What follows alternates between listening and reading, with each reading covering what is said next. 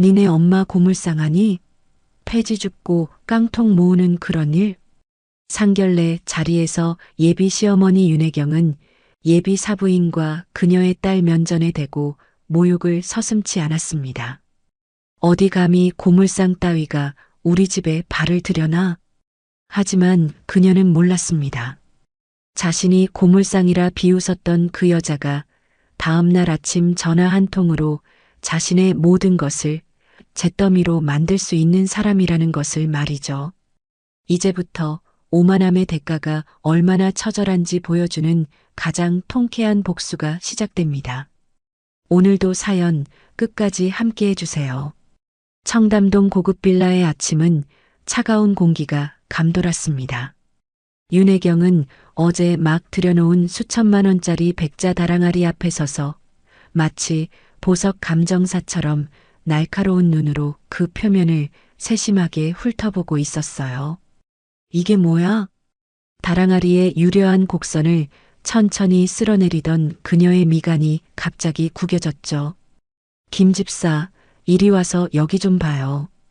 윤혜경이 집사를 향해 손가락으로 다랑아리의 한 지점을 정확히 가리켰어요.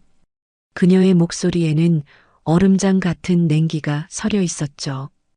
50대 중반의 집사가 종종 걸음으로 다가와 허리를 90도로 굽히고 그녀가 가리키는 곳을 자세히 들여다보았습니다. 아무리 비싼 물건이라도 아주 미세한 흠집 하나가 전체의 격을 떨어뜨리는 법이에요.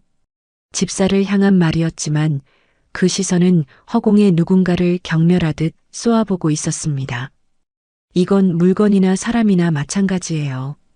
아무리 겉을 번지르르하게 포장해도 그 태생적 한계라는 건 어쩔 수 없는 거거든. 집사는 깍듯하게 고개를 숙이며 아무런 감정도 드러내지 않은 목소리로 대답했습니다. 네, 사모님. 명심하겠습니다. 이런 불량품은 당장 반품 처리해요. 어디 감히 이런 하급품을 우리 집에 들여놔? 윤혜경이 귀찮은 벌레를 쫓듯 손을 휘휘 내젓자 집사는 즉시 알겠습니다라고 대답하며 물러났습니다. 바로 그때 거실 테이블 위에 놓인 윤혜경의 휴대폰이 울렸습니다. 그녀는 전화기 화면을 확인한 후 만족스러운 미소를 지으며 소파에 우아하게 앉았죠. 어머, 민경 언니. 좋은 아침이에요. 전화기 너머로 민경의 명랑한 목소리가 들려왔습니다. 혜경아, 뭐하고 있어? 다랑아리 하나를 샀는데 아주 미세한 흡집이 보여서 반품시켰어요. 아주 거슬리네 진짜. 근데 너 오늘 그 상견례 한다는 날 맞지? 어떤 집안 사람들이야? 궁금해서 전화했지.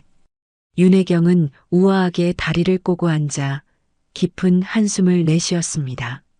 언니, 아무한테도 말하지 마요. 어디 가서 쪽팔려서 말도 못했으니까.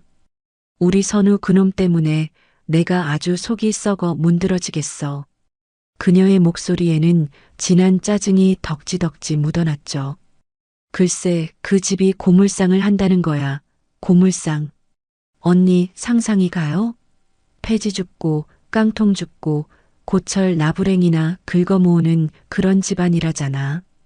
윤혜경은 자리에서 벌떡 일어나 창가로 성큼성큼 걸어가며 목소리를 높였습니다. 아니, 언니.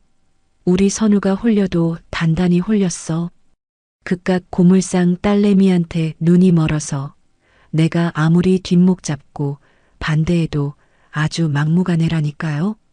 전화기 너머에서 민경의 기가 막히다는 듯한 목소리가 들려왔습니다. 세상에 정말. 혜경아, 너 뭔가 잘못 안 거 아니고? 잘못 알긴 뭘 잘못 알아요. 팩트라니까, 팩트. 정말 기가 막히고 코가 막혀서. 우리 집안 체면이 이게 다 뭐가 되냐고. 민경이 조심스럽게 물었습니다. 그래서 정말 만날 거야? 어떡하려고? 윤혜경이 코웃음을 치며 냉소적으로 웃었습니다. 그녀는 자신의 손톱을 들여다보며 음흉한 미소를 지었죠. 만나야죠. 만나서 똑똑히 알려줘야지. 자기네 집안이랑 우리 집안이 얼마나 차이가 나는지 알게 해줘야지. 그래서 일부러 상견례 우리 집에서 하자고 했다니까? 혜경아, 그래도 너네 남편 회사 이미지도 있는데. 언니 걱정 마요. 내가 잘 알아듣게 말할게. 나중에 또 연락 줄게요. 같은 시각, 서울 변두리의 한 낡은 2층 주택. 오정희의 집 거실에는 따스하고 정겨운 아침 햇살이 낡은 레이스 커튼을 통해 부드럽게 쏟아져 들어오고 있었죠. 소박하지만 먼지 한 톨 없이 정갈하게 정돈된 거실 한편에서 오정희는 딸 지연이 입을 베이지색 원피스를 정성스럽게 다림질하고 있었어요. 엄마, 나 너무 떨려. 정말 괜찮을까? 소파 끝에 위태롭게 걸터앉은 지연이 금방이라도 울음이 터질 것 같은 목소리로 물었습니다. 그녀는 초조하게 손톱을 잘근잘근 깨물고 있었죠. 오정희는 다리미를 든 손을 잠시 멈추고 돌아선 얼굴 가득 따뜻한 미소를 담아 딸을 바라보았어요. 우리 딸, 뭐가 그렇게 걱정이야? 선우 씨 어머니가 나 마음에 안 들어 하면 어떡해? 선우 씨 청담동 빌라에 사신대. 그 집 비싸던데. 지연의 목소리는 점점 기어 들어갔습니다. 오정희는 다리미를 조심스럽게 내려놓고 딸에게 다가가 차갑게 식은 딸의 두 손을 자신의 따뜻하고 투박한 손으로 꼭 감싸주었어요. 지연아, 엄마만 믿어. 아무 걱정하지 마. 그래도 엄마 나 때문에 엄마까지 무시당하면 난 정말 못 견딜 거야. 지연의 눈가에 기어이 투명한 눈물이 방울방울 맺혔죠. 오정희는 딸의 볼을 부드럽게 쓸어주며 세상에서 가장 단단하고 강인한 미소를 지어 보였습니다. 엄마 눈엔 우리 딸이 세상에서 제일 귀한 보석인데 누가 감히 우리 딸을 무시해? 나머지는 이 엄마가 다 알아서 할 테니까 우리 딸은 오늘 세상에서 제일 예쁘게 웃기만 하면 돼. 그녀의 눈빛에는 딸을 향한 무한한 사랑과 함께 그 어떤 시련 앞에서도 결코 흔들리지 않을 굳건한 결의가 담겨 있었습니다. 자, 이제 슬슬 준비하고 나가자. 늦으면 안 되지. 1시간 후 윤혜경의 빌라 앞에 도착한 정희와 지연은 사람을 압도하는 3미터 높이의 하얀 담장과 육중한 자동문 앞에 섰습니다. 지연이 잔뜩 긴장한 얼굴로 엄마를 올려다보자 오정희는 딸의 등을 한번 굳세게 쓸어주며 나직이 말했습니다. 자, 허리 펴고 들어가자. 오정희는 흔들림 없는 단단한 표정으로 조금의 망설임도 없이 현관벨을 눌렀습니다. 길고 우아한 벨소리가 고급스럽게 울리고 현관문이 스르륵 열렸습니다. 말끔한 정장 차림의 집사가 나타나 정희와 지연에게 정중하게 고개를 숙였죠. 어서 오십시오. 사모님께서 기다리고 계십니다. 오정희와 지연은 집사를 따라 3층 거실로 향하는 계단을 올랐습니다. 마치 다른 세상으로 들어가는 듯한 기분에 지연의 심장이 쿵쾅거렸어요. 드디어 도착한 거실, 그곳에서 혜경이 소파에 앉아 있다가 두 사람을 발견하고는 우아하게 일어섰습니다. 그녀의 얼굴엔 더없이 인자한 미소가 걸려 있었어요. 하지만 그 눈빛만큼은 사냥감을 앞에 둔 맹수처럼 차갑게 빛나고 있었죠. 어머, 어서 오세요. 먼 길 오시느라 고생 많으셨어요. 혜경의 목소리는 꿀을 바른 듯 달콤했지만 그 속에는 서늘한 가시가 숨겨져 있었습니다. 안녕하세요. 초대해 주셔서 감사합니다. 정희의 시선이 닿는 거실 한편에서는 윤혜경의 남편인 박상진이 소파에 깊숙이 몸을 묻고 휴대폰을 귀에 댄 채 통화에 열중하고 있었습니다. 네, 김 부장. 그거는 내가 알아서 할 테니 월요일에 바로 처리하도록 하죠. 박상진은 일부러 들으라는 듯 큰 소리로 사업 이야기를 떠들었습니다. 마치 눈앞의 불청객들에게는 일절 관심도 없다는 듯한 태도였죠. 윤혜경이 손짓으로 맞은편 소파를 가리켰습니다. 자, 이쪽에 앉으세요. 정희와 지연이 자리에 앉자 윤혜경은 그들 바로 맞은편 소파에 앉아 시선을 고정했습니다.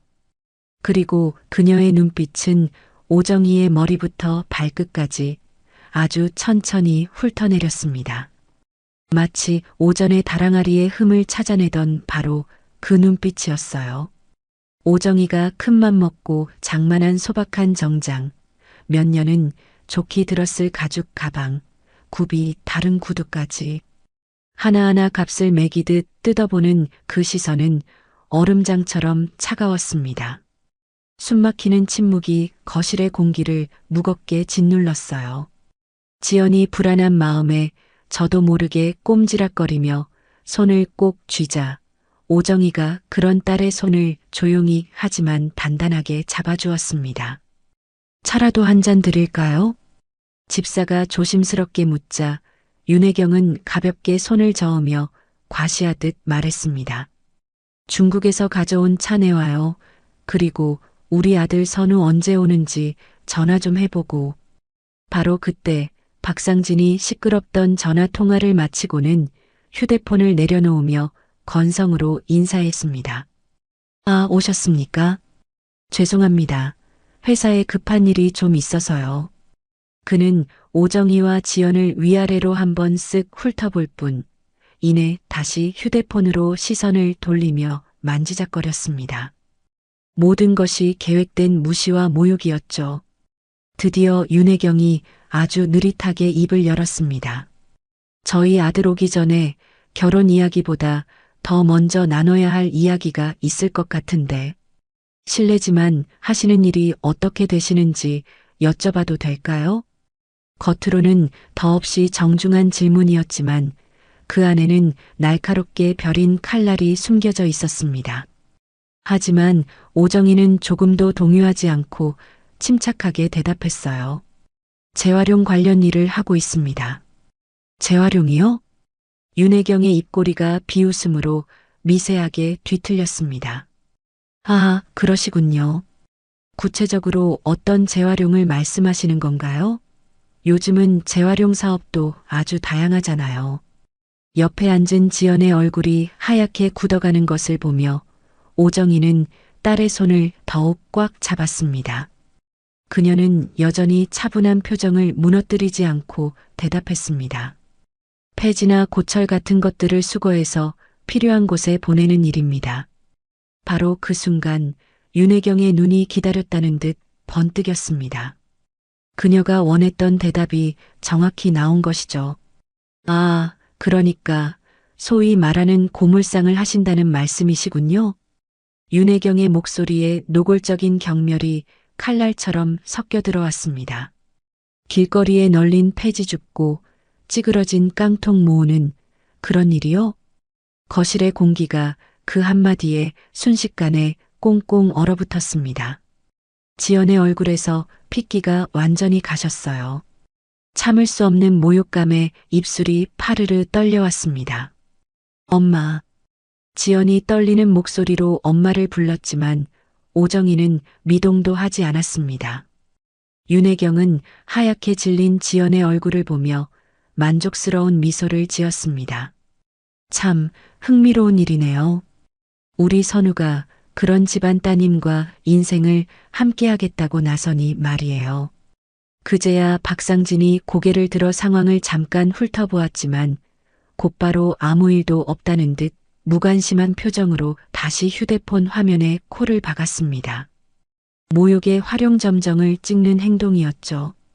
그때 침묵을 지키던 오정희가 처음으로 질문을 던졌습니다. 선우 군은 언제 오는 건가요? 아, 우리 아들요? 윤혜경이 뭐가 그리 재미있는지 소리내어 웃으며 대답했어요. 아, 곧 올 거예요. 오전에 회사에 중요한 일이 있어서 잠시 나갔어요. 지연이 분노로 꽉 쥔 주먹을 떨며 입을 열려던 찰나 오정희가 조용히 딸의 손목을 잡아 제지했습니다. 윤혜경의 차가운 시선이 이번에는 지연에게로 향했습니다. 우리 지연 양, 참 예쁘게 생겼네. 그런데 앞으로 어떻게 살 계획이에요? 저는 지연이 무언가 대답하려 했지만 윤혜경이 손을 들어 말을 막아버렸죠.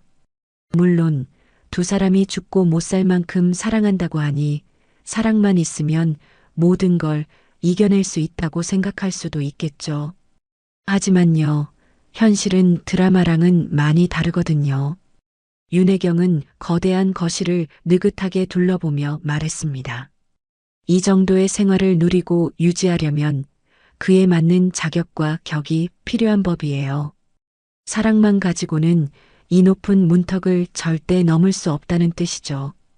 오정희는 아무런 대꾸도 없이 그저 조용히 윤혜경을 바라보고 있었습니다. 하지만 그 고요한 침묵 속에서 갓난 딸을 등에 업고 추운 길거리에서 폐지를 주우며 했던 옛 다짐이 다시 뜨겁게 살아나고 있었습니다. 그때 윤혜경은 정희와 지연을 바라보며 마지막 쐐기를 박았습니다. 솔직하게 말씀드리죠. 저희는 이 결혼 반대합니다. 그녀의 목소리는 한치의 온기도 없는 얼음 송곳 같았어요. 더는 시간 낭비하고 싶지 않네요. 곧 우리 선우가 올 텐데 그 아이가 오기 전에 이 불쾌한 대화가 모두 마무리되었으면 합니다. 바로 그 순간 마치 약속이라도 한 듯 거실 문이 활짝 열렸습니다. 훤칠한 키에 말끔한 정장을 차려입은 선우가 밝은 표정으로 들어서고 있었죠. 어머니, 지연 씨랑 어머니 모셔. 선우의 말은 채 끝나지 못했습니다. 싸늘하게 얼어붙은 거실의 공기, 금방이라도 울음을 터뜨릴 듯한 지연의 얼굴, 그리고 두 여자를 싸늘하게 내려다보는 어머니의 표정에서 모든 상황을 즉시 파악했기 때문이죠. 선우의 얼굴이 당혹감과 분노로 굳어졌습니다. 어머니, 무슨 일 있으세요? 선우가 다급하게 윤혜경에게 질문을 던진 그 순간 지금까지 미동도 없이 앉아있던 오정희가 자리에서 천천히 하지만 아주 단호하게 일어섰습니다. 그녀의 움직임에 거실의 모든 시선이 집중되었어요. 오정희는 윤혜경을 똑바로 한치의 흔들림도 없는 눈으로 마주 보았습니다. 그 눈빛은 더 이상 순박한 고물상 주인의 것이 아니었죠. 오늘 저희에게 하신 말씀 잘 들었습니다. 오정희의 나직하지만 강철 같은 목소리가 거실 전체를 울렸습니다. 하지만 오늘 일 반드시 후회하시게 될 것 같네요.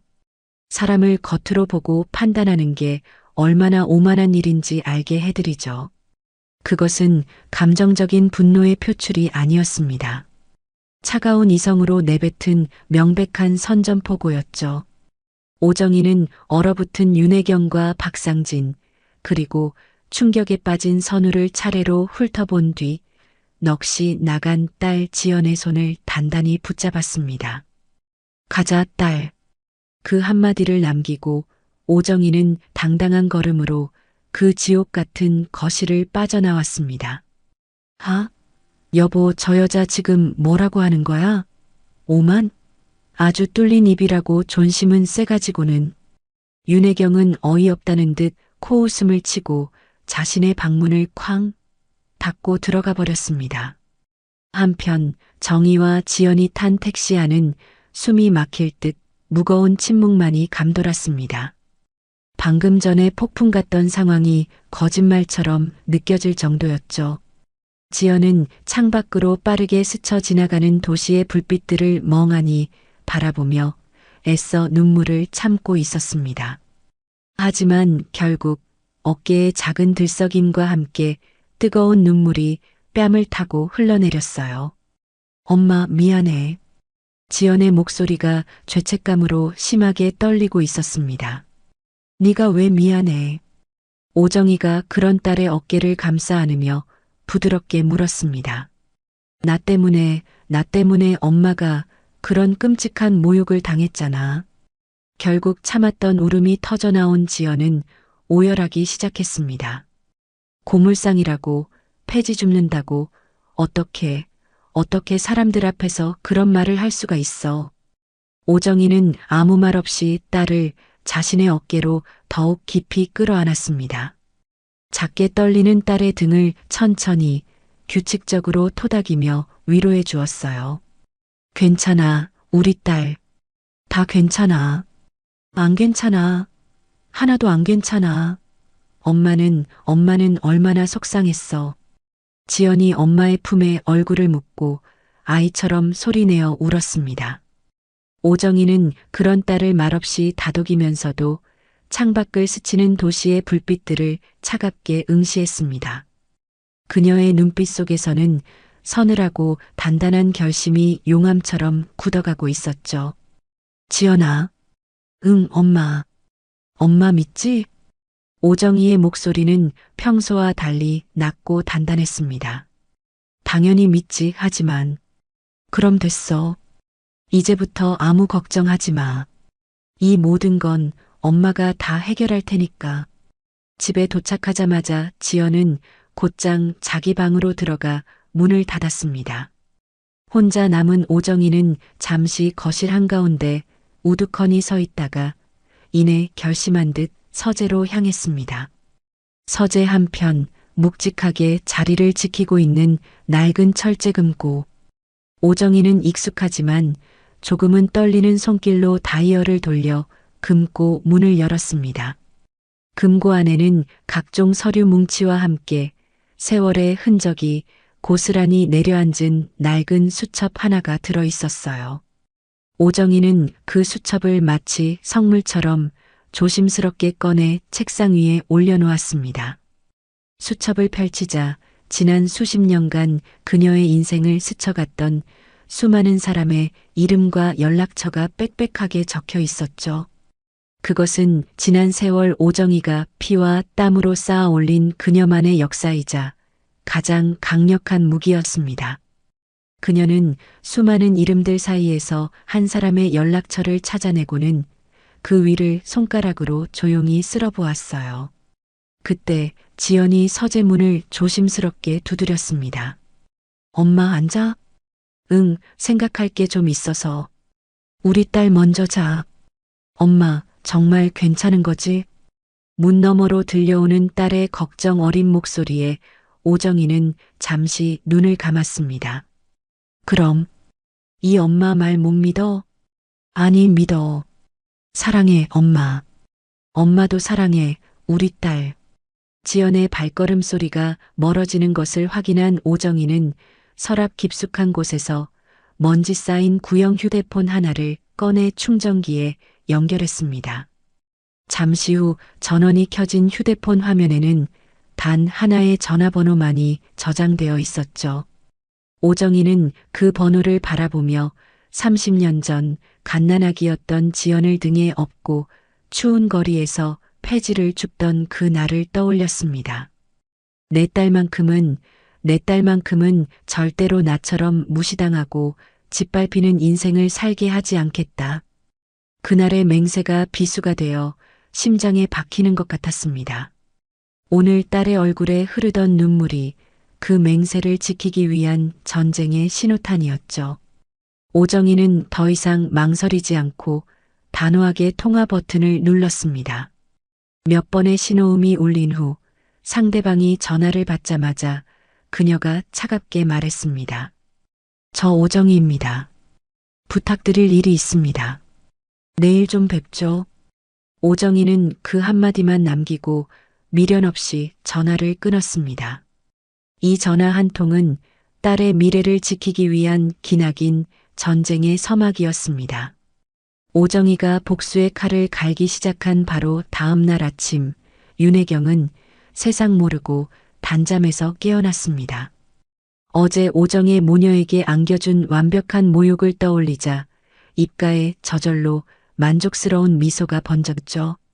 그녀는 실크 가운을 걸치고 침실에서 나와 거실 소파에서 조간신문을 읽고 있는 남편 박상진에게 다가갔어요. 여보, 어제 그 여자 말이에요. 뒷조사 좀 해봐요. 박상진이 신문에서 귀찮다는 듯이 고개를 들었습니다. 뒷조사? 고작 고물상 하나 가지고 뭘 그렇게까지 유난이야. 당신답지 않게. 그래도 확실하게 해두는 게 좋잖아요. 혹시라도 우리가 모르는 꿍꿍이가 있을지도 모르고. 바닥 인생들이 원래 더 음흉한 법이거든요. 윤혜경이 팔짱을 끼고 턱을 치켜들며 고집을 부렸습니다. 박상진은 더 상대하기 싫다는 듯 한숨을 내쉬며 자리에서 일어났죠. 알겠어. 김 비서한테 시켜볼게. 그로부터 몇 시간 후 김 비서가 가져온 A4 용지 몇 장의 자료가 윤혜경의 손에 들려 있었습니다. 그녀는 서류를 훑어보며 코웃음을 쳤어요. 푸훗, 그럴 줄 알았어. 소규모 자원 재활용 업체 대표 오정희. 이게 뭐야? 고물상을 아주 그럴듯하게 포장해놨네. 윤혜경이 서류를 테이블 위로 경멸스럽게 툭 던지며 승리감에 도취되었습니다. 꺼봐요. 내 눈이 틀리지 않았잖아요. 정말 별 볼 일 없는 그냥 고물상 아줌마였어. 자신의 판단이 완벽했다는 확신에 찬 그녀는 이제 이 지긋지긋한 관계의 마지막 확인 사살을 할 때라고 생각했습니다. 윤혜경은 휴대폰을 집어들고 예전에 아들에게서 알아낸 지연의 번호를 찾아 전화를 걸었죠. 몇 번의 신호음이 울린 후 지연이 조심스럽게 전화를 받았습니다. 여보세요? 지연 양? 나예요. 선우 엄마. 윤혜경의 목소리는 가식적인 꿀을 발라놓은 듯 다정했지만 그 속엔 독이 가득했습니다. 아, 안녕하세요, 어머님. 지연의 목소리에는 어제의 깊은 상처가 그대로 남아 있었어요. 어제는 경황이 없어서 미처 못한 말이 있어서 전화했어요. 윤혜경이 소파에 편안하게 몸을 기댄 채 본격적으로 날카로운 발톱을 드러냈습니다. 지연 양, 우리 선우랑 헤어지기로는 한 거죠? 어제 내가 한 말 듣고 주제 파악 좀 제대로 했으면 좋겠는데 어머님 말씀이 너무 심하세요. 지연이 떨리는 목소리로 항의했지만 윤혜경은 멈출 생각이 전혀 없었죠. 심해? 이게 현실이야, 아가씨. 폐지나 줍고 고철 쪼가리나 팔아서 하루 벌어 하루 먹고 사는 주제에 어디 재벌가 며느리 자리를 꿈꿔요? 전화기 너머로 지연의 숨막힌 흐느낌이 희미하게 들려왔습니다. 그 소리는 윤혜경에게 승리의 축배와도 같았어요. 그녀는 더욱 기세등등하게 몰아붙였습니다. 근본도 없는 집안에서 자란 애가 뭘 제대로 배웠겠어요. 보고 배운 게 도둑질이라고 남자 하나 잘 물어서 인생 바꿔보려는 속셈 아니야? 제발 그만해 주세요. 지연이 울먹이며 애원했지만 윤혜경의 잔인한 악담은 멈추지 않았습니다. 네가 아무리 얼굴이 반반하고 착한 척 해봤자 그 거지 같은 신부는 절대 안 변해. 내 엄마가 아무리 용을 써봤자 고물상은 그냥 고물상일 뿐이라고. 저희 엄마에 대해 그렇게 함부로 말씀하지 마세요. 지연이 처음으로 용기를 내어 목소리를 높였습니다. 하지만 그건 불에 기름을 붓는 격이었죠. 뭐, 이게 어디서 감히 나한테 소리를 질러. 역시 못 배우고 잘한 티가 역력하네. 아주. 윤혜경이 비웃으며 최후 통첩을 날렸습니다. 똑똑히 들어. 우리 선우와의 결혼, 내 눈에 흙이 들어가기 전엔 절대 허락 못해. 괜히 선우 옆에서 알짱거리면서 우리 집안 망신시키지 말고 내 수준에 맞는 남자 만나서 알아서 살아. 그게 널 위해서도 좋은 길일 거야. 윤혜경은 그렇게 말하며 차갑게 전화를 끊어버렸습니다. 이 통화 한 번으로 모든 것이 완벽하게 정리되었다고 확신했어요. 거실에서 아내의 통화를 전부 들은 박상진이 혀를 차며 말했습니다. 당신 참 대단하다. 드라마를 너무 많이 봤네. 확실하게 싹을 잘라버려야 다신 얼씬도 못하지. 윤혜경이 승리의 미소를 지으며 끊어버린 그 전화 한 통은 결국 두 젊은 사랑의 숨통을 끊어놓고야 말았습니다. 그날 저녁 한강공원의 차가운 강바람이 지연의 퉁퉁 부은 눈을 시리게 스쳤습니다. 평소 두 사람이 가장 좋아하던 산책길 벤치에 나란히 앉아 있었지만 그들 사이에는 깊은 강물보다 더 건너기 힘든 침묵이 흐르고 있었죠. 먼저 그 침묵을 깬 것은 지연이었습니다. 선우 씨. 지연의 목소리는 잔뜩 쉬어 있었고 애써 부르는 이름조차 위태롭게 떨렸어요. 지연아, 우리 엄마가 무례하게 굴었지? 그날 일은 정말 미안했어. 전화해도 안 받아서 걱정했어. 선우는 그제야 지연의 얼굴을 제대로 살피며 걱정스럽게 물었습니다. 지연은 그런 선우를 보며 희미하게 웃었습니다. 그 웃음이 너무나 서글퍼 보였죠. 오늘 당신 어머니한테 전화 받았어. 그 한마디에 선우의 얼굴이 하얗게 굳어졌습니다. 엄마가 또 전화를 했다고? 뭐라고 하시는데? 우리 엄마더러 고물상이라고 폐지 줍는 주제의 재벌가 며느리를 넘보냐고 하시더라. 지연의 눈에서 애써 말려두었던 눈물이 다시 왈칵 터져 나왔습니다. 목이 메어 더 이상 말을 잇지 못했죠. 선우가 당황하며 다급하게 지연의 손을 잡았습니다. 지연아, 미안해. 엄마가 그런 심한 말씀까지 하실 줄은 정말 몰랐어. 하지만 그 사과는 너무나 무력하고 공허하게 들렸습니다. 지연이 잡힌 손을 뿌리치며 자리에서 벌떡 일어섰어요. 그녀의 눈에는 더 이상 슬픔이 아닌 차가운 분노가 서려 있었습니다. 몰랐다고? 어제 우리 엄마가 그 자리에서 그런 수모를 당할 때 선우 씨는 뭘 했는데? 당신 아버지는 대놓고 우릴 무시하고 당신 어머니는 우리 엄마 인격까지 짓밟았어. 그때 당신은 어디 있었냐고. 지연아, 제발 진정하고 내 말 좀 들어봐. 내가 엄마한테 정말 단단히 말씀드릴게. 다시는 이런 일 없도록. 선우가 어쩔 줄 몰라 하며 지연을 달랬지만 이미 엎질러진 물이었습니다. 말씀드린다고? 지금까지 대체 몇 번이나 그 말을 했어. 당신은 평생 들어본 적도 없는 그런 끔찍한 말들을 우리 엄마가 그리고 내가 당신 가족한테 들었다고. 미안해. 그건 정말 엄마가 너무하셨어. 내가 100번이라도 대신 사과할게. 선우는 마치 고장난 녹음기처럼 미안하다는 말만 되풀이할 뿐이었습니다. 지연은 그런 선우를 싸늘하게 그리고 아주 깊은 눈으로 똑바로 바라보며 물었습니다. 선우 씨, 나 정말 사랑하기는 해? 무슨 말을 그렇게 해? 당연히 사랑하지. 세상 누구보다. 그럼 당신 어머니한테 맞설 수 있어? 우리 결혼을 끝까지 반대하시면 당신 어머니를 등지고 내 손을 잡을 수 있냐고. 지연의 마지막 질문이었습니다. 선우의 입이 굳게 닫혔습니다. 그는 대답하지 못하고 시선을 피하며 입술만 달싹거렸죠. 그 짧은 침묵이 지연에게는 천마디의 비겁한 변명보다 더 아픈 대답이 되었습니다. 역시 그럴 줄 알았어. 지연의 목소리에 실망과 체념이 뒤섞여 나왔습니다. 아니야, 지연아. 그런 게 아니야. 시간을 조금만 주면 내가 설득할 수 있어. 응? 시간? 우리가 앞으로 얼마나 더 많은 상처를 받고 얼마나 더 비참해져야 하는데? 지연의 눈에 눈물이 다시 차올랐습니다. 그만하자. 이제 다 지쳤어. 지연아, 안 돼. 가지 마. 선우가 절박하게 지연의 팔을 붙잡았습니다. 지연의 눈빛은 이제 눈물기마저 사라져 텅 비어 있었습니다.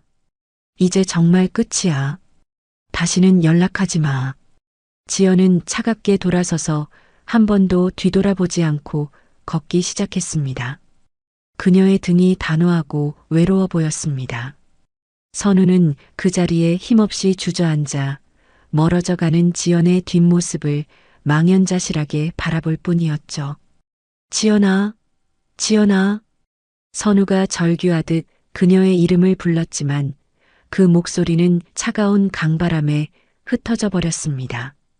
자신이 세상에서 가장 소중한 것을 잃었다는 것을 깨달았을 때 이미 모든 것은 너무 늦어버린 후였습니다. 선우가 한강의 차가운 바람을 맞으며 절망에 빠져 있는 동안 지연의 시간은 잿빛으로 멈춰버렸습니다. 그날 이후로 며칠이 지나도록 지연은 방 안에서 두문불출했어요.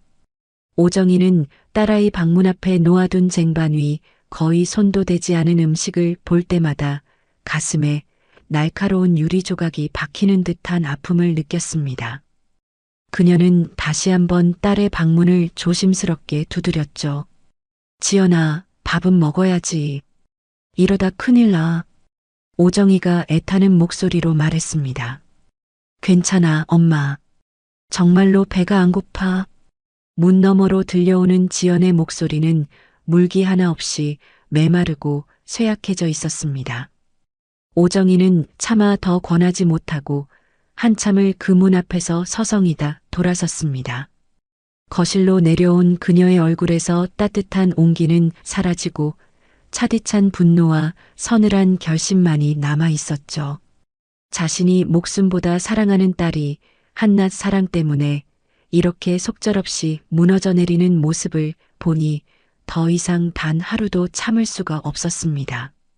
딸의 앙상한 손목을 보는 순간 며칠 전 그 낡은 휴대폰으로 통화 버튼을 눌렀던 자신의 선택에 한치의 후회도 없음을 깨달았어요. 오히려 너무 늦었던 것은 아닌가 하는 생각마저 들었습니다. 그리고 바로 다음 날 아침 대한민국 금융계에 거대한 폭탄이 터졌습니다. 박상진이 운영하는 중견 건설사 대한종합건설의 모든 대출 창구가 동시에 막혀버린 것이죠. 심지어 수십 년간 거래해온 주거래 은행인 한국대한은행에서조차 긴급 채무 일시 상환 통보서가 날아왔습니다. 아니, 김 지점장, 이게 대체 무슨 경우야? 우리 회사가 어떤 회사인데 갑자기 대출을 동결하고 상환을 하라니. 박상진이 은행 지점장실에서 서류를 책상에 내리치며 고함을 질렀습니다. 지점장은 식은땀을 뻘뻘 흘리며 난처한 표정으로 고개를 숙였죠. 죄송합니다, 박 사장님. 저희도 정말 어쩔 수가 없습니다. 본점에서 직접 내려온 지시라서. 본점에서 갑자기 왜? 정확한 이유는 저희도 전달받지 못했습니다. 그저 그룹 전체의 리스크 관리 차원이라는 말씀만. 박상진은 더 말해봤자 소용없다는 것을 깨닫고 급하게 회사로 차를 몰았습니다. 하지만 그를 기다리고 있는 것은 더욱 끔찍한 현실이었어요. 사장님, 큰일 났습니다. 전무가 사색이 된 얼굴로 사장실 문을 박차고 들어왔습니다. 우리 회사 주가가 폭락하고 있습니다. 개장 1시간 만에 하한가 직전입니다. 뭐라고? 박상진이 떨리는 손으로 컴퓨터 화면을 확인하자 대한종합건설의 주가는 그야말로 수직으로 곤두박질 치고 있었습니다.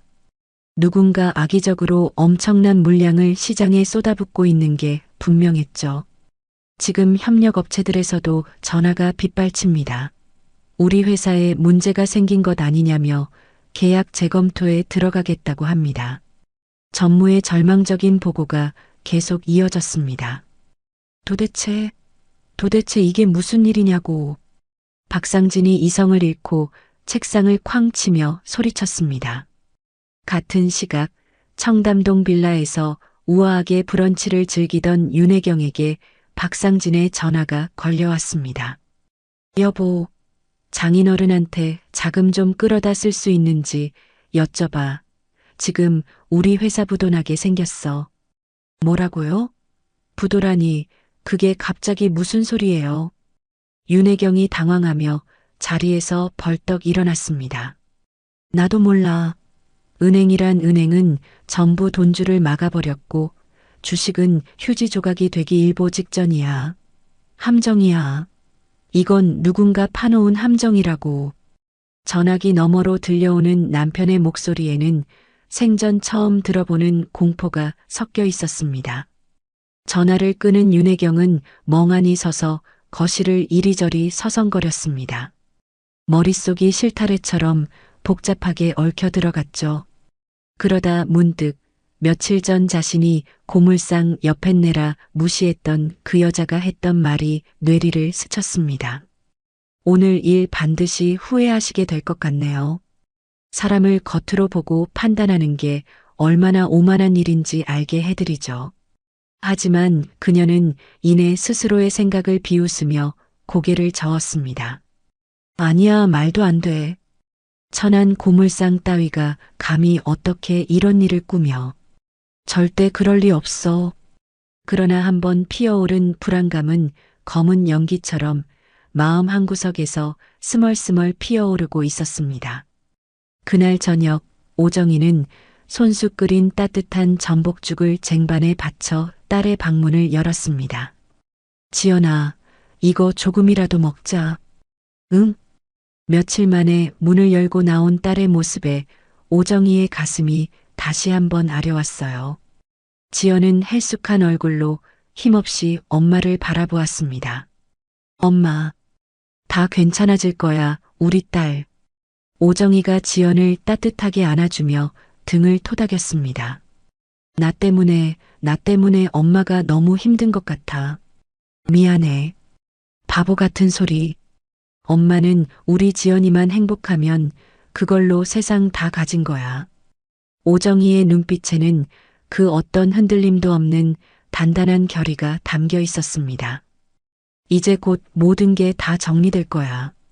이 엄마가 꼭 그렇게 만들게. 약속해. 그녀는 딸을 위해 시작한 이 전쟁이 이제 막 본격적인 서막을 올렸음을 직감하고 있었습니다.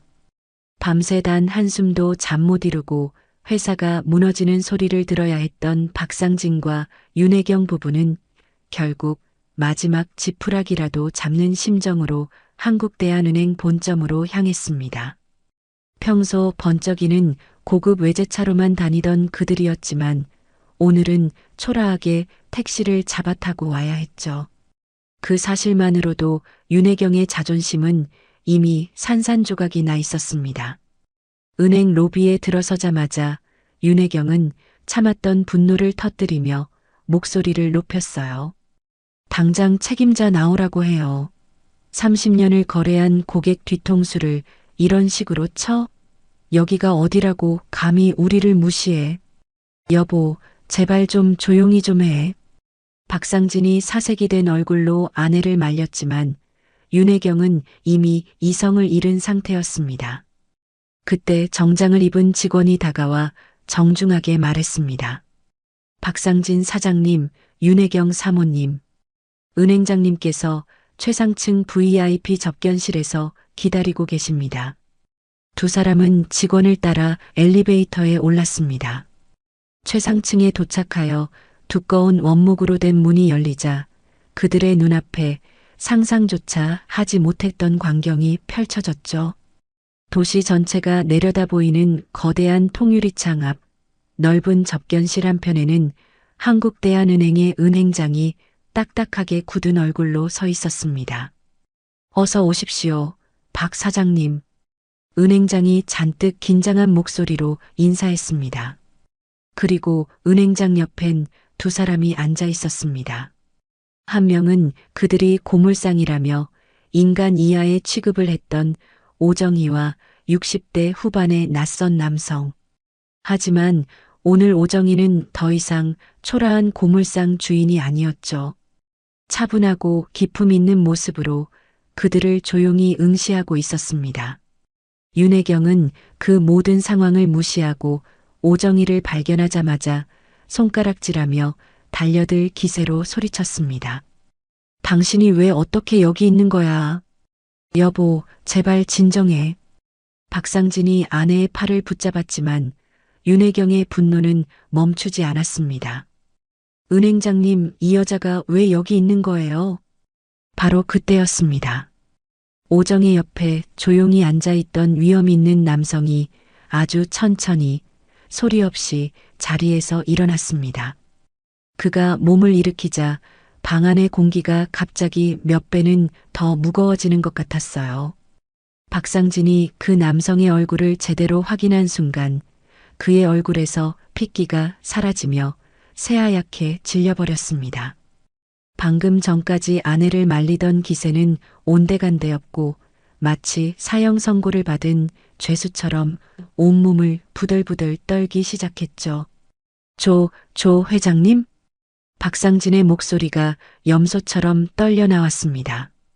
조 회장이라 불린 남성이 박상진을 향해 아주 옅은 그러나 세상에서 가장 냉소적인 미소를 지으며 다가갔습니다. 오랜만이군, 박상진이. 그 목소리는 얼음처럼 차갑고 강철처럼 위협적이었습니다. 윤혜경은 남편의 기겁하는 반응에 당황하며 그를 바라보았어요. 여보, 왜 그래요? 이분이 누구신데요? 하지만 박상진은 아무 대답도 하지 못하고 그저 공포에 질린 눈으로 조 회장을 바라볼 뿐이었습니다. 조 회장이 이번에는 윤혜경을 향해 시선을 돌리며 말했습니다. 박상진 회장 아내분께선 나를 모르시는 게 당연하겠죠. 벌써 30년도 더 된 과거의 일이니까. 그 순간 구석에 서 있던 은행장이 떨리는 목소리로 조 회장에게 보고했습니다. 회장님, 요청하신 모든 서류는 준비를 마쳤습니다. 수고했네, 김 행장. 아주 깔끔하게 잘 처리해 주었어. 조 회장의 그 칭찬 한마디에 대한민국 금융계를 쥐락펴락하는 거대 은행의 행장이 90도로 허리를 숙였습니다. 윤혜경은 이 말도 안 되는 상황에 혼란스러워하며 소리쳤어요. 도대체 이게 다 무슨 일이에요? 그때 침묵을 지키던 오정희가 처음으로 입을 열었습니다. 그녀의 목소리는 차분했죠. 저희를 이곳으로 부르신 분은 조 회장님이십니다. 저 사람은 누구고 또 당신은 왜 불렀다는 거야? 윤혜경이 악을 쓰자 조 회장이 가볍게 손을 들어 그녀의 말을 막았습니다. 그 작은 손짓 하나에 방 안의 모든 소음이 거짓말처럼 멎었습니다. 뭔가 단단히 오해하고 있는 모양인데 오정희 여사에 대해 잘 모르시는 것 같네요. 박상진이 마침내 공포스러운 침묵을 깨고 떨리는 목소리로 물었습니다. 조 회장님, 어떻게 아직 살아계신 겁니까? 살아있다니? 그럼 내가 죽기라도 했어야 한다는 건가? 조 회장의 눈빛이 칼날처럼 날카로워졌습니다. 아니, 그게 아니라 30년 전에 회사가 부도나시고 모든 걸 잃으시고 사라지셨다는. 그래, 맞다. 바로 너 때문에. 너라는 배신자 때문에 내 인생 전부를 잃었지. 조 회장의 목소리에 30년 묵은 깊은 원한이 담겨 있었습니다. 윤혜경은 도무지 이해할 수 없다는 표정으로 남편을 바라보았습니다. 여보, 이게 다 무슨 소리예요? 30년 전에 대체 무슨 일이 있었던 거냐고요. 하지만 박상진은 대답할 수 없었습니다. 그는 그저 자신의 과거에서 걸어나온 악몽 그 자체인 조 회장을 바라보며 사시나무처럼 떨고 있었죠. 조 회장이 창밖을 바라보며 나직이 말했습니다. 나는 지난 30년간 이날만을 기다리며 살아왔지. 내 놈에게 모든 것을 되갚아줄 그날만을 말이야. 그의 말에 접견실하는 얼어붙은 듯 완전한 정적에 휩싸였습니다. 그리고 그 처절한 복수를 가능하게 만들어주신 분이 바로 저기 계신 오정희 여사님이시고 모든 칼자루를 쥔 사람은 저 천박한 고물상 여자라는 사실과 남편의 과거에서 기어나온 저 괴물 같은 노인이 한패라는 걸 깨달은 순간 윤혜경과 박상진의 온몸을 거대한 공포가 쇠사슬처럼 올가매기 시작했습니다. 접견실 안의 공기는 마치 납처럼 무겁게 가라앉아 있었습니다. 박상진은 자신의 과거에서 걸어나온 악몽, 조 회장의 차가운 시선 앞에서 숨조차 제대로 쉴 수 없었죠.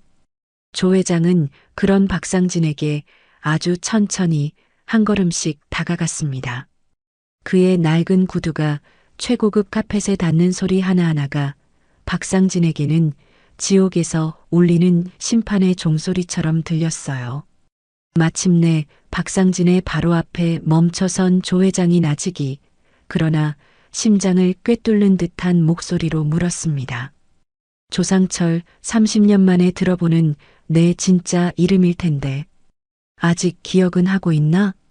그 이름이 불리는 순간 박상진의 온몸이 경풍을 일으킨 듯 격렬하게 떨리기 시작했습니다. 그는 간신히 목구멍으로 기어나오는 목소리를 쥐어짰어요. 조 형님. 형님이라 그래. 내 놈이 내 등에 칼을 꽂던 그날까지도 나를 그렇게 불렀지. 조 회장의 목소리는 북해의 빙산처럼 차가웠습니다. 이 모든 상황을 전혀 이해하지 못한 윤혜경이 혼란스러운 얼굴로 남편과 조 회장 사이를 오가며 끼어들었어요. 여보, 대체 이분이 정말 누구시길래 그래요? 왜 이러시는 거냐고요? 조 회장은 윤혜경을 흘깃 바라보며 잔인한 미소를 지었습니다. 하긴 부인께서는 아무것도 모르시겠지. 당신의 화려한 인생이 어떤 추악한 배신 위에 세워졌는지 오늘 똑똑히 설명해 드리리다. 그는 다시 박상진에게 시선을 고정한 채 30년 전의 이야기를 꺼내기 시작했습니다. 30년 전 나는 당신 남편과 피를 나눈 형제보다 더 가까운 사업 동료였소. 사업 동료요? 그래요. 둘이서 작은 건설회사를 하나 차렸죠. 나는 평생을 바친 기술을 대고 저 인간은 그럴싸한 말솜씨로 영업을 맡아서 말이죠. 조 회장은 박상진의 눈을 똑바로 꿰뚫어 보며 말을 이었습니다. 그러던 어느 날 우리 인생을 바꿀 만한 큰 공사 하나를 따내게 됐지. 수백억 원짜리 아파트 건설 사업이었어. 박상진이 고개를 완전히 떨군 채 죽어가는 목소리로 중얼거렸습니다. 형님, 제발, 그때 일이 뭐였지? 내가 지방으로 보름간 출장을 간 사이에 대체 무슨 일이 일어났었나? 조 회장의 목소리가 면도날처럼 날카로워졌습니다. 내 입으로 직접 말해봐라. 내 놈이 내 등 뒤에서 무슨 짓을 저질렀는지. 박상진이 파랗게 질린 입술만 달싹일 뿐 아무 대답도 못하자 조 회장이 직접 모든 것을 폭로했습니다. 내가 자리를 비운 사이 회사법인 도장을 위조해서 내 지분 전부를 내 놈 명의로 돌려놓았더군. 윤혜경이 충격으로 숨을 헐떡이며 남편을 바라보았습니다. 그녀의 화려한 인생 전체가 남편의 더러운 과거 위에 세워진 모래성이었음을 깨달은 순간이었죠. 여보, 이게 정말이에요? 이게 끝인 줄 아시오? 회사 명의로 받을 수 있는 대출이란 대출은 전부 다 끌어다 놓고 그 보증인 자리에 내 이름을 박아 넣었지. 조 회장은 잠시 말을 끊고 창밖을 바라보며 회상했습니다. 그의 눈에는 30년 세월로도 지워지지 않는 깊은 분노와 슬픔이 서려 있었어요. 보름 만에 출장에서 돌아와 보니 회사는 공중분해되고 수십억의 빚만 내 이름 앞으로 남아있더군. 내 인생이 통째로 사라져버린 거야. 그의 목소리에 30년간 억눌러왔던 울분이 터져나왔습니다. 나는 하루아침에 모든 걸 잃었어.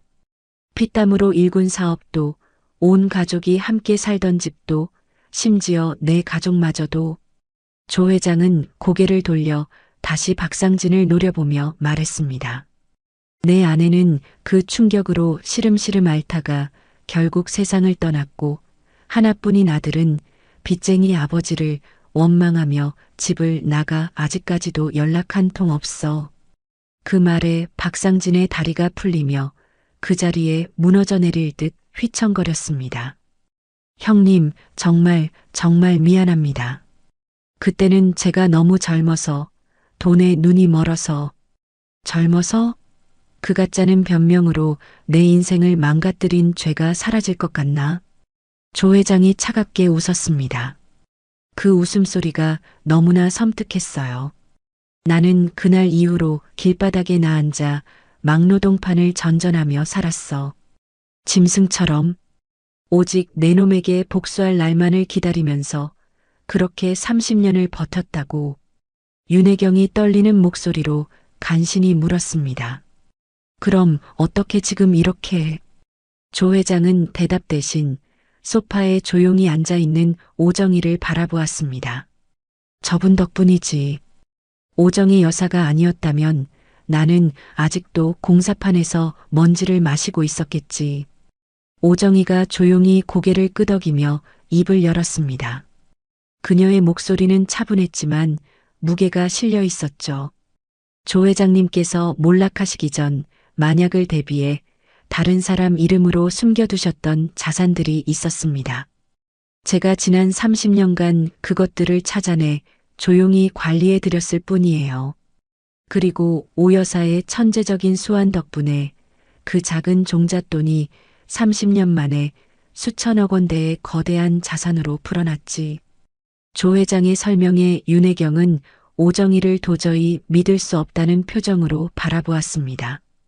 그럴 리가, 고작 고물상 아줌마가 어떻게 그런 일을. 겉모습에 완벽하게 속으셨군요. 당신이 그토록 경멸하고 무시했던 오정희 여사야말로 대한민국 금융계를 뒤에서 움직이는 얼굴 없는 거물, 투자계의 전설 오 회장이 바로 저분이니까. 조 회장의 말에 윤혜경의 머릿속이 하얗게 비어버리는 것 같았습니다. 자신이 벌레 보듯 무시하고 온갖 모욕을 퍼부었던 여자가 상상도 할 수 없는 거대한 힘을 가진 전설적인 인물이었다는 사실에 숨이 막혀왔죠. 조 회장이 다시 박상진에게로 다가갔습니다. 나는 30년을 기다렸어. 매일 밤 내 놈의 목을 조르는 꿈을 꾸며 이날만을 기다려왔다고. 형님, 제발 용서해 주십시오. 제가 다 잘못했습니다. 박상진이 조 회장의 바짓가랑이라도 잡을 듯 무릎을 꿇고 애원했지만 조 회장은 얼음처럼 냉정했습니다. 용서? 내 아내와 내 아들의 인생을 망쳐놓고 이제 와서 용서를 빌어? 그는 무릎 꿇은 박상진을 벌레처럼 내려다보며 선언했습니다. 지금까지는 그냥 예고편에 불과했어. 이제부터가 진짜 복수의 시작이야. 30년 전 묻어버렸다고 생각했던 과거가 가장 끔찍한 현실이 되어 그들의 목을 조여오기 시작했습니다. 지금까지는 그냥 예고편에 불과했어. 이제부터가 진짜 복수의 시작이야. 진짜 복수는 이제부터 시작이라는 조 회장의 선언은 박상진과 윤혜경의 마지막 남은 희망마저 잿더미로 만들었습니다. 조 회장은 무릎 꿇은 박상진을 경멸하듯 내려다보며 비웃음을 터뜨렸어요. 내 놈은 혹시 고작 이깟 회사 하나 부도내는 걸로 내 30년 복수가 끝날 거라고 생각했어? 그가 천천히 접견실을 걸어다니며 말했습니다. 그의 발걸음 하나하나가 박상진과 윤혜경의 숨통을 조여왔습니다. 내가 30년을 밤낮으로 이를 갈며 준비한 복수가 고작 그 정도일 것 같아? 박상진이 간신히 고개를 들어 애원하듯 조 회장을 바라보았습니다. 형님, 제발 여기서 멈춰 주십시오. 더 이상 뭘 더 원하시는 겁니까? 뭘 원하냐고? 조 회장이 갑자기 걸음을 멈추고 버럭 소리를 질렀습니다. 30년 묵은 분노가 그 한마디에 담겨 폭발했어요. 내 놈은 내게서 모든 것을 빼앗아 갔어. 내 피와 땀이 깃든 회사, 내 전 재산, 그리고 내 목숨보다 소중했던 내 가족까지 전부. 윤혜경이 공포에 질려 떨리는 목소리로 간신히 끼어들었습니다. 그럼 저희한테 대체 무엇을 하시려는 건데요? 저는 아무 잘못이 없는데요. 조 회장은 윤혜경을 차갑게 쏘아보며 대답했습니다. 그 목소리는 사형 선고와도 같았죠. 똑같이 되갚아줘야지. 당신들이 지난 30년간 누려왔던 모든 것을 하나도 남김없이 빼앗을 겁니다. 모든 것이라니요? 조 회장은 창가로 다가가 서울 시내를 내려다보며 말을 이었습니다. 당신들이 사는 그 청담동의 으리으리한 빌라, 강남 곳곳에 숨겨놓은 땅들, 스위스 은행 비밀 계좌에 처박아 둔 검은 돈까지 내가 모조리 찾아서 먼지 하나까지 다 털어버릴 거야. 박상진이 절망적인 표정으로 비틀거리며 일어섰습니다. 형님, 제발 저 하나로 끝내주십시오. 제발 제 아내와 아들, 가족들만은 건드리지 말아주십시오. 가족? 조 회장이 천천히 뒤돌아서서 박상진을 노려보았습니다. 그의 눈빛은 불타는 것 같았어요. 내 놈이 감히 가족을 입에 올려? 그렇다면 너는 내 가족을 단 한 번이라도 생각해 본 적이 있어? 병든 몸으로 길거리에 나앉아 고통 속에 죽어간 내 아내를, 빚쟁이 아비가 싫다며 등을 돌려야 했던 내 아들의 찢어지는 마음을, 그때까지 상황을 지켜보던 은행장이 조심스럽게 끼어들었습니다. 조 회장님, 말씀하신 모든 법적 절차를 진행할 서류가 완비되었습니다. 수고했네. 조 회장은 은행장에게 짧게 고개를 끄덕이고 다시 박상진 부부를 향해 몸을 돌렸습니다. 이건 단순히 내 놈들 돈을 뺏는 문제가 아니야. 나는 너희를 이 사회에서 완전히 매장시켜버릴 생각이다. 사회적 매장이라니요? 윤혜경이 공포에 질린 목소리로 되물었습니다. 간단해. 30년 전 당신 남편 박상진이 동업자였던 나를 어떻게 배신하고 사기와 횡령을 저질렀는지 가 추악한 진실을 대한민국 모든 언론사에 공개할 생각이지. 조 회장의 말에 박상진의 얼굴이 종이장처럼 하얗게 구겨졌습니다. 그렇게 되면 당신 남편은 다시는 이 재계에 발도 붙이지 못하게 되겠지요.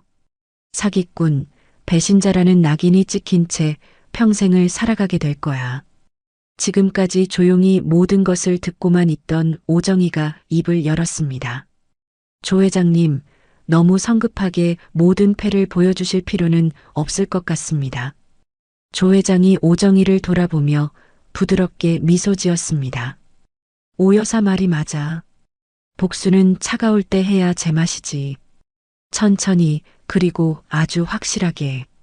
그가 다시 박상진에게 다가가 마치 연극의 대사를 읊듯 말했습니다. 첫 번째는 내 놈의 회사, 두 번째는 내 놈의 모든 재산, 그리고 마지막 세 번째는 내 놈이 평생을 지키려 했던 그 더러운 명예까지. 이 순서대로 차근차근 무너뜨려 주마. 제발 형님, 제가 무릎 꿇고 빌겠습니다. 제발. 박상진이 또다시 바닥에 무릎을 꿇으려 하자 조 회장이 손을 들어 막았습니다. 이제 와서 빌어봤자 소용없어.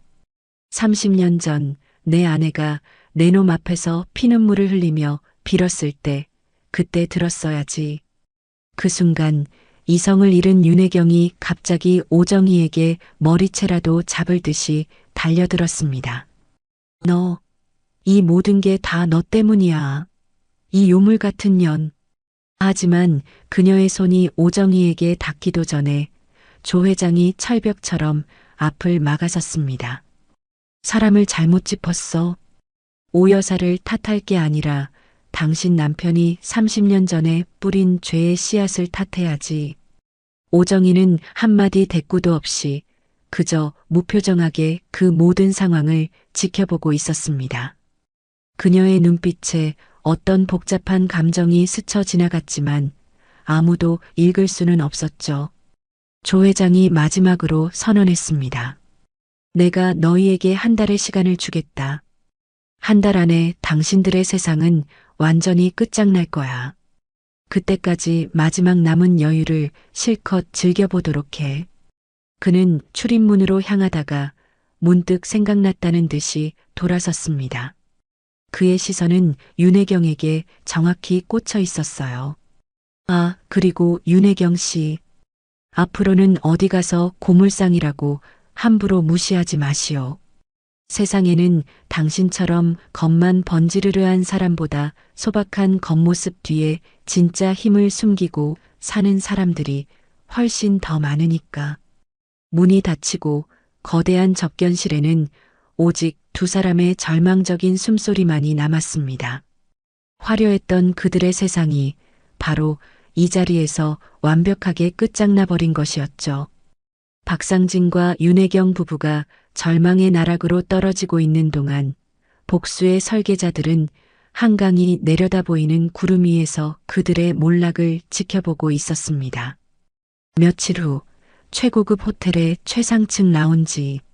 조 회장과 오정희는 통유리창 너머로 펼쳐진 서울의 야경을 앞에 두고 마주 앉아 있었죠.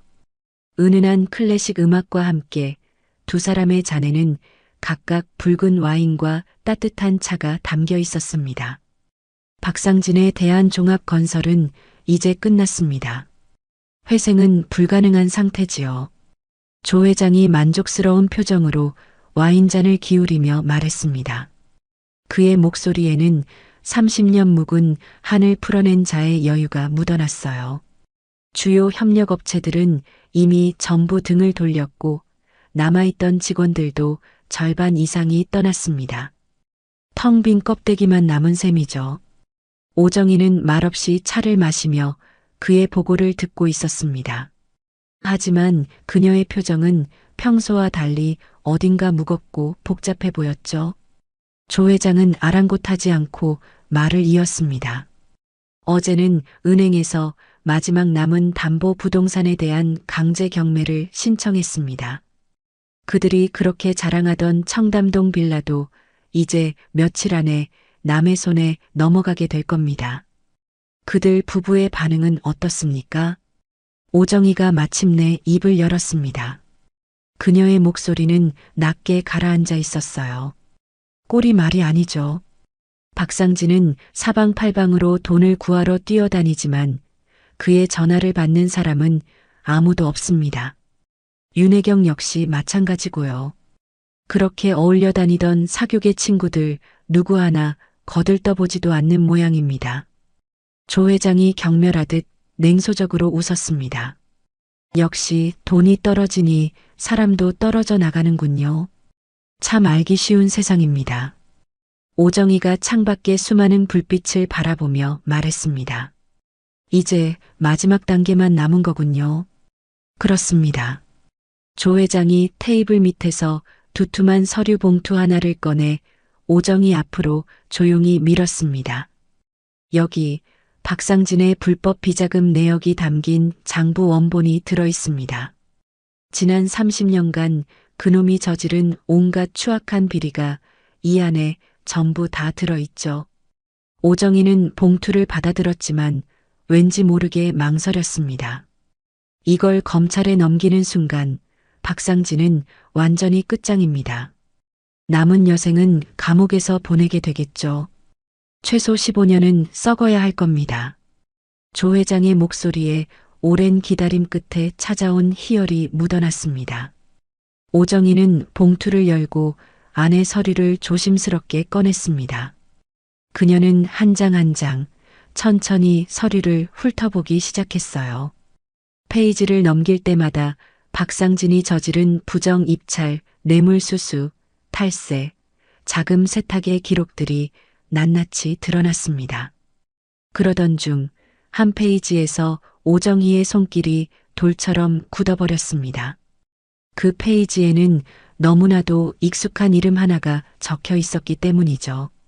계좌 개설자 박선우, 용도 해외 자금 세탁용 차명 계좌, 개설일자 2019년 3월, 총 입금액 15억 원.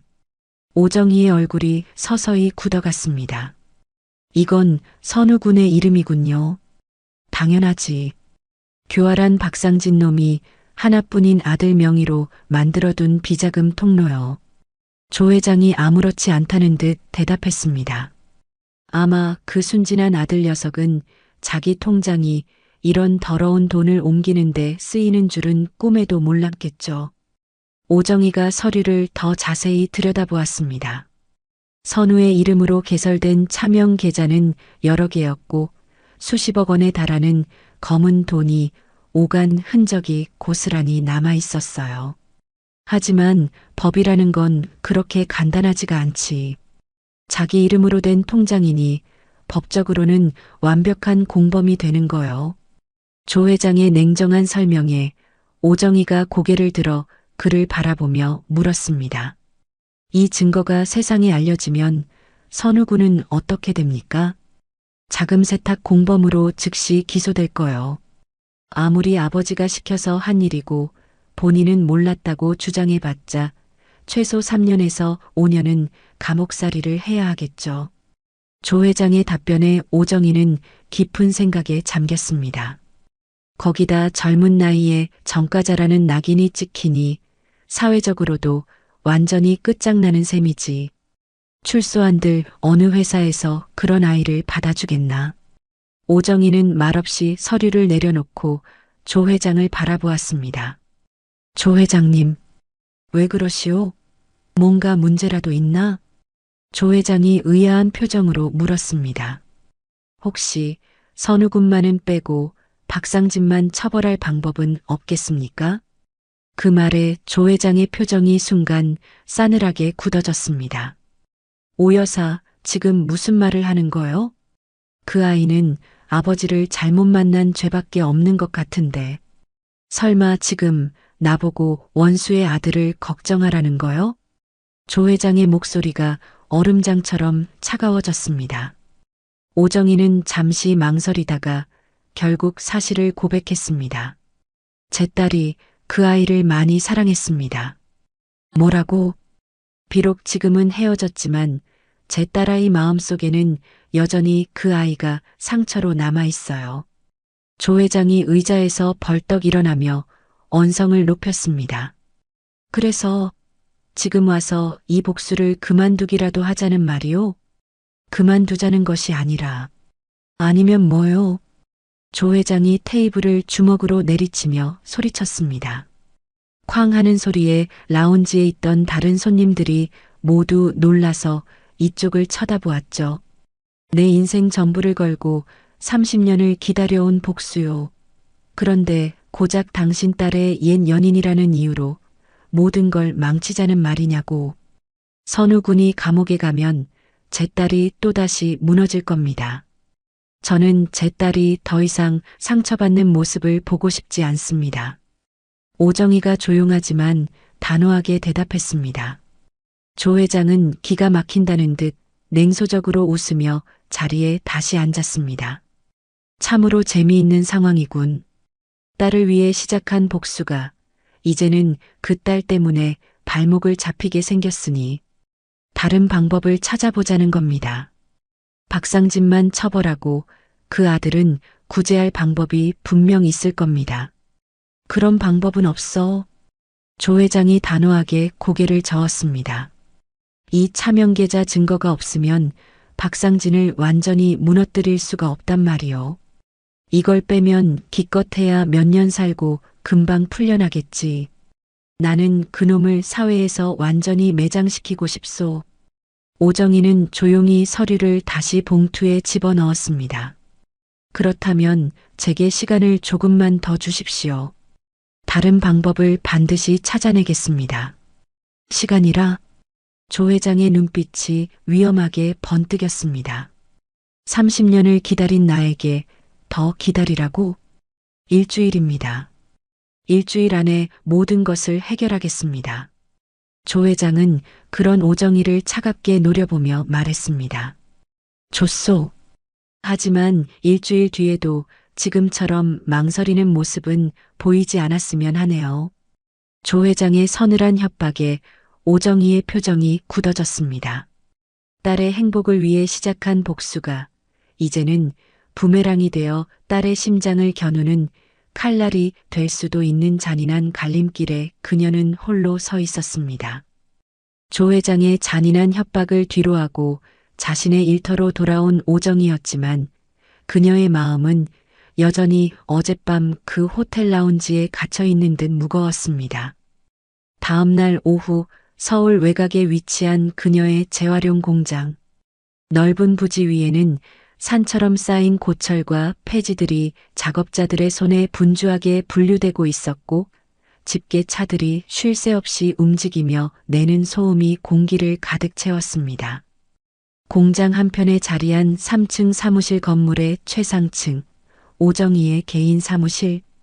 그녀는 넓은 원목 책상에 앉아 복잡한 심정으로 조 회장이 건넸던 서류, 박선우의 이름이 적힌 그 페이지를 다시 한번 훑어보고 있었죠. 15년 전 먼지 날리는 작은 고물상에서 시작해 피와 땀으로 일궈낸 이 모든 것을 창밖으로 바라보며 오정희는 깊은 한숨을 내쉬었습니다. 그때 사무실 문을 조심스럽게 노크하는 소리가 들렸습니다. 사장님, 저 김 부장입니다. 잠시 들어가도 되겠습니까? 문 밖에서 들려온 목소리는 15년간 그녀의 오른팔이 되어 이 사업을 함께 일궈온 김 부장의 것이었습니다. 들어와요. 오정희가 문제의 서류를 황급히 서랍에 넣으며 대답했습니다. 김 부장이 문을 열고 들어섰는데 그의 얼굴은 평소와 달리 어색함과 불안함으로 가득했어요. 언제나 차분하고 신중했던 50대 초반의 그가 오늘은 어찌된 일인지 안절부절 못하며 시선을 제대로 맞추지 못했습니다. 무슨 일이에요, 김 부장? 얼굴빛이 좋지 않네요. 오정희가 자리에서 일어나며 물었습니다. 사장님, 어제 조 회장님과 만나신 일 때문에 드릴 말씀이 있어서 왔습니다. 김 부장이 마른 입술을 핥으며 조심스럽게 말했습니다. 그 말에 오정희의 표정이 미세하게 굳어졌어요. 조 회장님 일을 김 부장이 어떻게? 사실 어젯밤에 조 회장님께서 저에게 따로 연락을 주셨습니다. 오정희는 직감적으로 불길한 기운을 느꼈지만 애써 침착함을 유지하며 물었죠. 무슨 연락을? 사장님께서 조 회장님의 복수 계획에 대해 망설이고 계신다는 말씀을 하시더군요. 김 부장의 말에 오정희의 눈빛이 칼날처럼 날카로워졌습니다. 아무튼 조 회장님께서 제게 제안을 하나 하셨습니다. 어떤 제안인데요? 오정희가 팔짱을 끼며 그를 꿰뚫어 볼 듯이 바라보았습니다. 김 부장은 한참을 망설이다 마침내 모든 것을 고백했습니다. 만약 제가 회장님께 협력한다면 사장님께서 물러나신 후에 이 사업체 전부를 저에게 넘겨주시겠다고 약속하셨습니다. 그 순간 오정희는 세상이 무너지는 듯한 충격을 받았습니다. 믿었던 도끼에 발등이 찍힌다는 것이 바로 이런 기분이었죠. 김 부장 그래서 뭐라고 대답했나요? 사장님, 정말 죄송합니다. 드릴 말씀이 없습니다. 김 부장이 깊이 고개를 숙이며 말했습니다. 하지만 조 회장님의 힘은 저희가 생각하는 것 이상입니다. 이미 승패는 정해진 싸움이라고 생각합니다. 오정희가 떨리는 손으로 책상을 짚고 김 부장을 똑바로 바라보았습니다. 그래서 15년을 함께한 나를 배신하겠다는 겁니까? 배신이라고 생각하지 말아 주십시오. 그저 현실적인 선택일 뿐입니다. 현실적인 선택? 15년이야. 당신과 내가 맨주먹으로 여기까지 어떻게 왔는데 이제 와서 현실적인 선택? 오정희의 목소리에 배신감과 서러움, 그리고 주체할 수 없는 분노가 뒤섞여 터져 나왔습니다. 사장님께서 조 회장님과 맞서시지만 않았어도 이런 일은 없었을 겁니다. 저도 제 가족과 제 앞날을 생각해야 하지 않겠습니까? 사장님 편에 섰다가 함께 망할 수는 없는 노릇입니다. 김 부장이 변명처럼 늘어놓는 말에 오정희가 차갑게 물었습니다. 그래서 조 회장에게 내 정보를 팔아넘겼다는 거군요. 내 사업 내역, 내 약점 같은 것들을. 김 부장은 차마 고개를 들지 못한 채 모든 것을 시인했습니다. 네, 며칠 전부터 회장님께 보고드리고 있었습니다. 오정희는 순간 현기증을 느꼈습니다. 외부의 적보다 무서운 것은 언제나 내부의 배신자였죠. 구체적으로 어떤 정보를 넘겼어요? 우리 회사의 자금 흐름과 주요 거래처 명단, 그리고 김 부장이 망설이다가 어렵게 말을 이었습니다. 조 회장님께서 특히 궁금해하신 것은 사장님의 따님에 대한 일이었습니다. 그 말에 오정희의 표정이 싸늘하게 얼어붙었습니다. 내 딸 이야기를 했다고? 네, 따님이 박상진 사장의 아들과 어떤 관계였는지, 지금 심정은 어떤지, 그런 것들을 자세히 물으셨습니다. 그런 시시콜콜한 것까지 전부 다 보고했다는 겁니까? 오정희의 목소리가 위험할 정도로 낮아졌습니다. 회장님께서 사장님의 가장 큰 약점을 알아야만 사장님을 설득할 수 있을 거라고 하셨습니다. 오정희가 말없이 책상 서랍을 열자 김 부장이 화들짝 놀라며 말했습니다. 사장님, 정말 죄송합니다. 하지만 지금이라도 늦지 않았습니다. 조 회장님께 항복하십시오. 그것만이 사장님께서 살 길입니다. 항복? 오정희의 입가에 차가운 미소가 걸렸습니다. 김 부장, 15년이라는 세월이 참 아깝다는 생각이 드네요. 사장님, 내가 당신을 어떻게 대했는지 벌써 잊었나 봐요. 당신 아들 대학 등록금, 당신 어머니 수술비, 그거 다 누가 대줬죠? 김 부장은 죄인처럼 고개를 숙일 뿐이었습니다. 그 은혜를 이런 식으로 갚는군요. 당장 내 눈앞에서 사라져요. 사장님, 마지막으로 드리는 충언입니다. 제발, 나가. 오정희가 천둥 같은 목소리로 소리쳤습니다. 김 부장은 겁에 질려 허둥지둥 사무실을 빠져나갔습니다. 혼자 남은 오정희는 의자에 힘없이 주저앉았습니다. 그때 책상 위의 휴대폰이 귀신처럼 울렸습니다. 발신자는 조 회장이었죠. 오정희는 잠시 망설이다 전화를 받았습니다. 오 여사, 김 부장에게 이야기는 잘 전해 들었소? 조 회장의 목소리는 모든 것을 내려다보는 자의 여유로 가득했습니다. 당신이 말하라고 시켰군요. 내 사람을 매수하다니. 매수라니 섭섭한 소리. 그저 더 현실적인 제안을 했을 뿐이요. 15년을 함께한 충신도 결국 당신을 떠났는데 더 이상 망설이지 말았으면 하네요. 오정희는 대답하지 않았습니다. 오 여사, 이제 그만 고민하고 현실을 받아들이시오. 아직 끝나지 않았습니다. 후회하게 될 거요. 조 회장은 그 말만 남기고 전화를 끊었습니다. 오정희는 창밖을 바라보았습니다. 이제 그녀는 조 회장과 윤혜경 집안뿐 아니라 내부의 배신자들과도 싸워야 하는 사면초가의 위기에 완벽하게 몰렸습니다.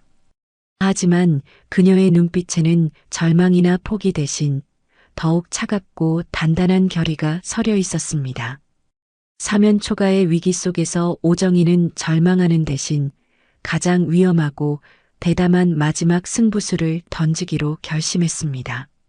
적의 심장부, 바로 윤혜경을 직접 겨누는 것이었죠.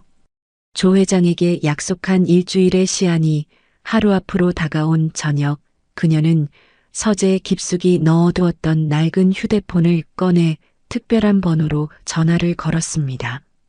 몇 번의 신호음이 울린 후 잔뜩 잠기고 지친 여자의 목소리가 들려왔어요. 여보세요? 윤혜경 씨. 누구신데요? 오정희입니다.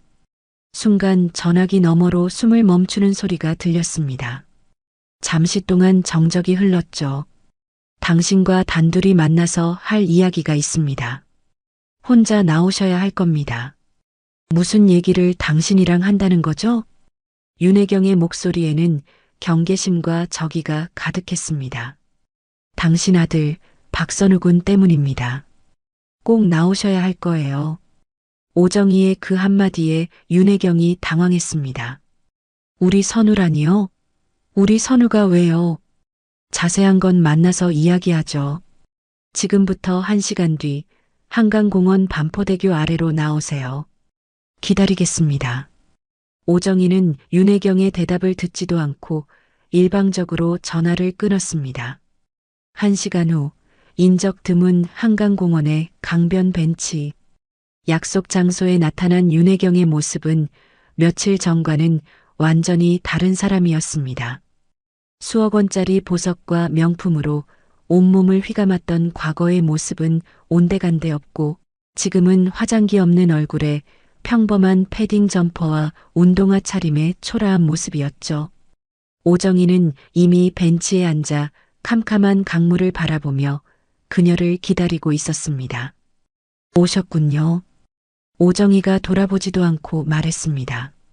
윤혜경은 주위를 살피며 조심스럽게 다가와 그녀의 옆에 앉았어요. 우리 선우한테 대체 무슨 일이 있는 건가요? 똑똑히 말해요. 급한 건 알겠지만 우선 앉으시죠. 오정희의 차분한 태도에 윤혜경은 입술을 깨물며 벤치에 앉았습니다. 오정희는 품에서 서류 봉투 하나를 꺼내 그녀 앞에 놓았어요. 이게 뭐예요? 당신 남편 박상진의 지난 30년이 담긴 증거입니다. 윤혜경이 떨리는 손으로 봉투를 열어 서류를 확인하는 순간 그녀의 얼굴이 새하얗게 질려버렸습니다. 이걸 어떻게 당신이? 부정 입찰, 뇌물수수, 탈세, 자금 세탁, 당신 남편이 저지른 모든 범죄의 기록이 이 안에 다 들어 있습니다. 윤혜경의 손이 사시나무처럼 떨렸어요. 오정희는 그런 그녀를 바라보며 결정적인 한마디를 던졌습니다. 그런데 진짜 문제는 이 모든 범죄의 마지막 단계인 자금 세탁에 당신 아들이 깊숙이 연루되어 있다는 겁니다. 뭐라고요? 윤혜경이 경악하며 오정희를 바라보았습니다. 박상진이 당신 아들 선우군의 이름으로 만들어둔 차명 계좌가 여러 개 발견됐습니다. 그 통장을 통해 수십억 원의 검은 돈이 오갔더군요. 오정희가 서류의 특정 페이지를 손가락으로 가리켰습니다. 물론 선우군은 아버지가 시키는 대로 했을 뿐 아무것도 몰랐겠죠. 하지만 법은 그렇게 생각하지 않습니다. 명백한 공범이죠. 윤혜경은 서류를 붙잡고 절망에 빠졌습니다. 이 증거가 검찰에 넘어가는 순간 당신 아들은 최소 5년 이상을 감옥에서 보내야 할 겁니다. 안 돼요. 우리 선우는, 우리 아들은 정말 아무것도 몰라요. 제발. 윤혜경이 울먹이며 애원했습니다. 저도 알고 있습니다. 하지만 조 회장님은 그렇게 생각하지 않으실 겁니다. 그럼 나더러 대체 어쩌라는 거예요? 거래를 합시다, 윤혜경 씨. 오정희가 윤혜경을 똑바로 바라보며 말했습니다. 무슨 거래요? 당신 손으로 직접 당신 남편의 모든 죄를 검찰에 고발하세요. 네, 제가요? 그렇습니다. 아내인 당신이 직접 남편을 고발하는 겁니다. 오정희의 충격적인 제안에 윤혜경이 할 말을 잃었습니다. 그렇게만 해준다면 선우군이 연루된 이 증거는 제가 영원히 없애겠습니다. 당신은 검찰에 가서 아들은 아버지를 믿고 시키는 대로 했을 뿐 아무것도 모르는 피해자라고 증언하세요. 그럼 선우군은 처벌을 피할 수 있을 겁니다. 하지만 제가 남편을 고발하면 저는 어떻게 되는 건데요? 남편은 아마 평생을 감옥에서 썩게 되겠죠. 당신은 자수하는 셈이니 정상 참작을 받겠지만 모든 재산은 몰수될 거고 사회적으로도 완전히 끝장날 겁니다. 오정희의 말에 윤혜경의 얼굴이 절망으로 일그러졌어요. 선택은 당신 몫입니다. 파렴치한 남편과 함께 모든 걸 잃고 아들까지 범죄자로 만들 것인지 아니면 모든 걸 버리는 대신 아들만이라도 구해낼 것인지. 시간은 없습니다. 내일 밤 12시까지 결정하지 않으면 이 모든 증거는 조 회장님의 손에 넘어갈 겁니다. 그분은 당신 가족 모두를 파멸시키려 하실 테고요. 당신 아들까지 포함해서 말입니다. 오정희는 자리에서 일어서며 마지막 말을 남겼습니다. 제가 이런 제안을 하는 건 단 하나, 내 딸 때문입니다. 내 딸을 그토록 모욕한 당신에 대한 복수는 하겠지만 내 딸이 진심으로 사랑했던 사람까지 내 손으로 망가뜨리고 싶지는 않아요. 당신에게 아들을 지킬 마지막 기회를 주는 겁니다. 진정한 모성애가 무엇인지 당신 스스로 증명해 보이세요. 다음 날 저녁 모든 것을 잃고 허름한 월세방으로 쫓겨난 윤혜경의 집. 박상진이 술에 잔뜩 취해 비틀거리며 들어왔습니다. 이게 다 너 때문이야. 네가 괜히 그 고물상년을 건드려 가지고 이 모든 사달이 난 거 아니야. 박상진이 고래고래 소리를 지르며 집안의 물건들을 집어 던지기 시작했습니다. 여보, 제발 진정해요. 닥쳐. 너만 아니었으면, 너만 가만히 있었으면 아무 일도 없었을 거라고. 박상진의 이기적인 행패와 폭언 속에서 윤혜경은 자신을 위해 울어주던 아들 선우의 얼굴을 떠올렸습니다. 그녀는 조용히 그러나 단단한 마음으로 오정희가 건넨 서류를 꺼내보았습니다. 그리고 마침내 자신의 마지막 선택을 내렸죠. 여보, 미안해요. 뭐가 미안해. 당장 이 집에서 꺼져. 하지만 우리 아들만큼은 내가 지켜야겠어요. 윤혜경은 휴대폰을 들어 떨리는 손으로 검찰청 민원실 번호를 누르기 시작했습니다.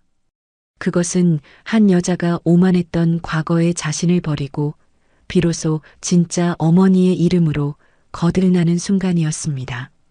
윤혜경이 떨리는 손으로 마지막 번호를 누른 그 전화 한 통은 거대하게만 보였던 대한종합건설이라는 모래성을 하룻밤 사이에 무너뜨렸습니다. 며칠 후 박상진이 30년간의 비리 혐의로 구속되었다는 뉴스가 대한민국을 뒤흔들었죠. 특히 아내가 남편을 직접 고발했다는 사실은 사람들에게 더 큰 충격을 주었습니다. 모든 것을 잃은 윤혜경은 청담동 빌라에서 쫓겨나 작은 월세방으로 거처를 옮겨야 했습니다. 하지만 그녀가 지키고자 했던 아들 선우는 어머니의 눈물 어린 증언 덕분에 기소유예 처분을 받고 법의 심판을 피할 수 있었어요. 한 달 후 을지로의 허름한 식당이었습니다. 윤혜경은 고무장갑을 낀 채 주방에서 쉴 새 없이 그릇을 닦고 있었죠. 그때 딸랑 하는 소리와 함께 식당 문이 열리며 오정희가 안으로 들어섰습니다. 어서 오세요.